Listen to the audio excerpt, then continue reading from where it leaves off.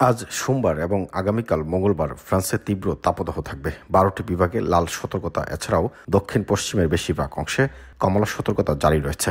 ল প্যারিজিয়ানে প্রকাশিত এক প্রতিবেদনে বলা হয়েছে, ফ্রান্সের বেশিরভাগ অংশে সংক্ষিপ্ত কিন্তু অত্যন্ত তীব্র তাপ অনুভূত হবে। মেটিও ফ্রান্স বেশ কয়েকটি বিভাগে রেড অ্যালার্ট জারি করেছে। সপ্তাহের শুরুতেই তাপপ্রবাহ তীব্রতর হচ্ছে। সোমবার এবং মঙ্গলবার মেটিও ফ্রান্স 12টি বিভাগকে লাল তাপপ্রবাহ সতর্কতা জারি করেছে, পাশাপাশি কয়েক ডজন বিভাগকে কমলা সতর্কতা জারি করেছে।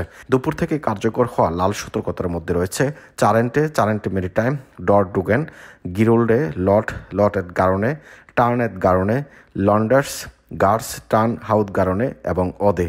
ফ্রান্সের দক্ষিণের 2/3 অবস্থিত প্রায় সকল বিভাগ কমপক্ষে পরবর্তী 2 দিনের জন্য কমলা সতর্কতায় থাকবে।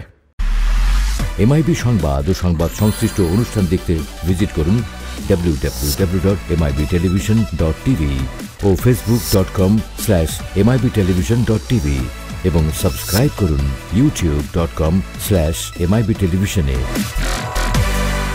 এমআইবি টেলিভিশন, সত্য খবর, সঠিক খবর।